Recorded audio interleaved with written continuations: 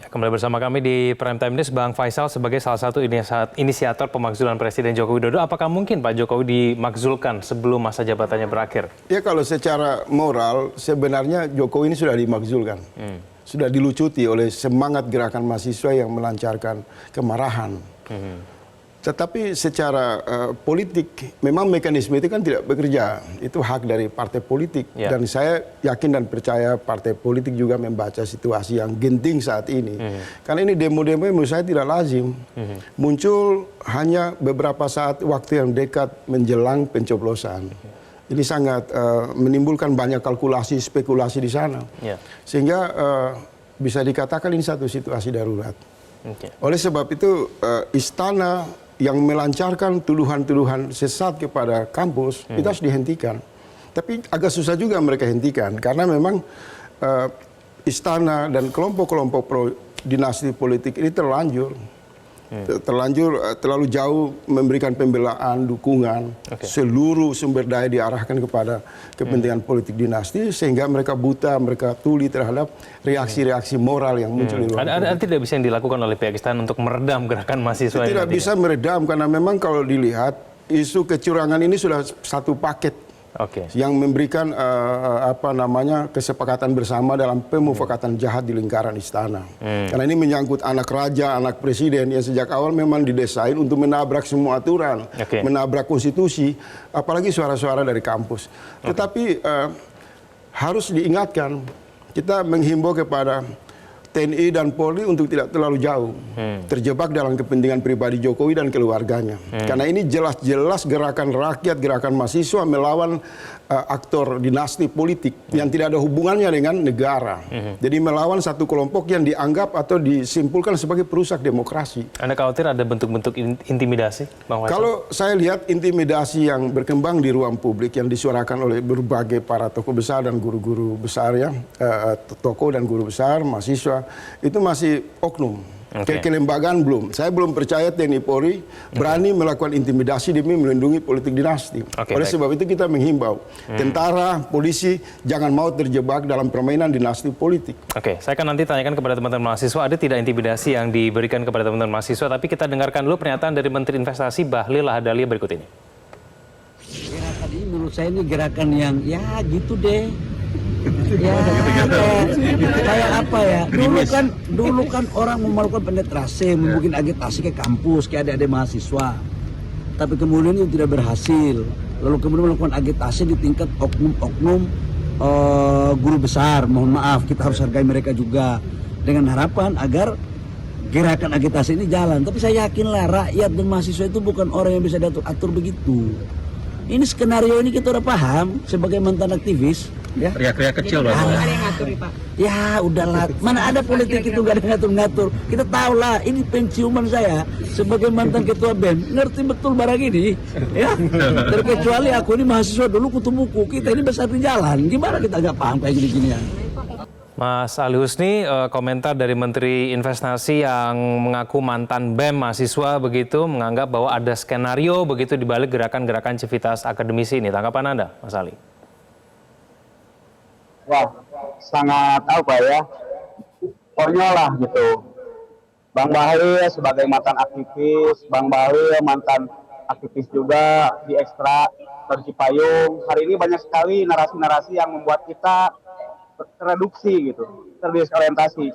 Cuman pastikan bahwa gerakan mahasiswa akan terus hidup, akan terus menyala karena kampus merupakan benteng pembebasan, karena kampus merupakan ruang pada akhirnya memberikan kritik pada kekuasaan.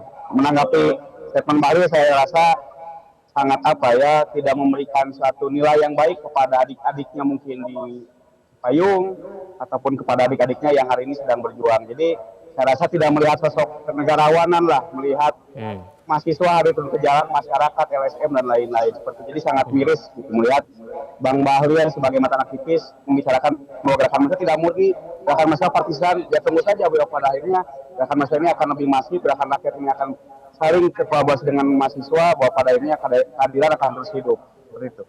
Ya, saya ke Mas Angga sekalian menanggapi pernyataan Bahlil tadi. Ada tidak sih kemudian hal yang mungkin bisa disampaikan oleh pihak istana untuk meredam Kemarin kan juga Pak Jokowi sudah mengatakan ya dia tidak akan berkampanye begitu. Nah, apakah kemudian pernyataan-pernyataan ini sesuai dengan harapan mahasiswa, Mas Angga?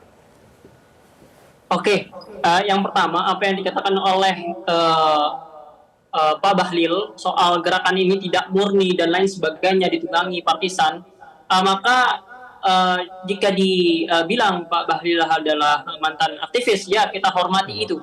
Yang pertama. Kemudian, kalau jika dibilang dia menuduh bahwa gerakan mahasiswa kali ini adalah tidak murni, ya silakan dibuktikan aja.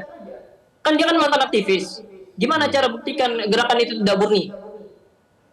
Itu yang pertama. Kemudian soal presiden tidak akan berkampanye. Sebenarnya ini kita sudah sangat kenyang dengan gaya komunikasi Pak Jokowi yang menerapkan rumus. Kalau dia bilang A, berarti B. Kalau bilang B, berarti A. Selalu terjadi inkonsistensi. Selalu terjadi inkonsistensi. Beliau soal revisi UU ITE yang katanya akan melindungi di percakapan di media sosial, tiba-tiba malah digunakan oleh anggota kabinetnya sendiri untuk membungkam aktivis demokrasi.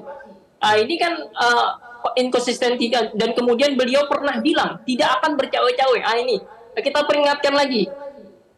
Pak Jokowi pernah bilang tidak akan bercawe-cawe di depan media. Itu sangat jelas. Dan kemudian apa? Beberapa selang waktu dia bercawe-cawe. Dia bilang apa salahnya cawe-cawe dan lain sebagainya. Dan saat ini beliau bilang tidak akan berkampanye. Maka apa yang dilakukan oleh Pak Jokowi makan bersama dengan Pak Prabowo di depan media itu dipamerkan, jelas-jelas dipamerkan sebagai kampanye terselubung. Begitu. Jadi saya kira rakyat dan mahasiswa ini sudah sangat kenyang dengan apa yang dikatakan oleh Pak Jokowi, dan kami sangat paham jika Pak Jokowi itu kalimatnya selalu mengalami inkonsistensi. Hari ini bilang A, mungkin beberapa waktu kemudian akan bilang B. Dan soal kampanye, kita sudah sangat melihat bahwa Presiden Jokowi sudah melakukan kampanye terselubung, dimulai dari politisasi bansos, dan kemudian dipamerkan di depan media dia bersama salah satu paslon atau salah satu kubu dari kontestan pemilu 2024. Mungkin seperti itu. Jadi apa yang dikatakan Pak Jokowi sungguh sangat tidak menjawab apa yang diinginkan mahasiswa. Mas Ali Husni, apakah gerakan-gerakan mahasiswa ini baru akan selesai ketika Presiden Joko Widodo sudah dimakzulkan? Ya, intinya berbicara gerakan mahasiswa bukan gerakan yang temporer, bukan gerakan yang statis. Kita mempunyai suatu cita-cita bersama, kita mempunyai suatu spirit generasi bahwa memang ada sedikit hal yang mundur dalam tekanan demokrasi Indonesia, dalam kehidupan berbangsa dan bernegara, bahwa kalau kita lihat kenapa kita dari 2018 sampai hari ini kita melakukan demonstrasi jalanan, karena adanya suatu upaya bagaimana bangsa ini berjalan, negara ini bisa melindungi, disejahterakan, mencerdaskan tertib dunia dan keadilan sosial. Kita ingin negara hadir menjadi roh objektif bagi masyarakatnya. Kita ingin suprastruktur politik negara itu ada check and balance-nya.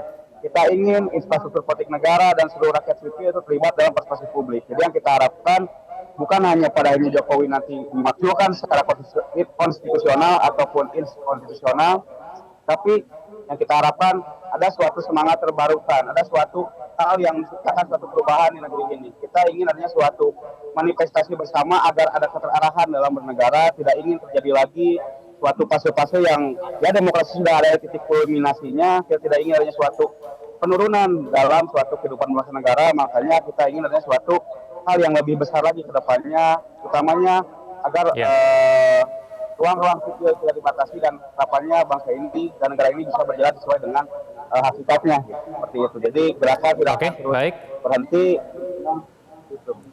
Baik, kita tunda dulu diskusinya, kita akan dengarkan dulu kumandang azan maghrib berikut ini.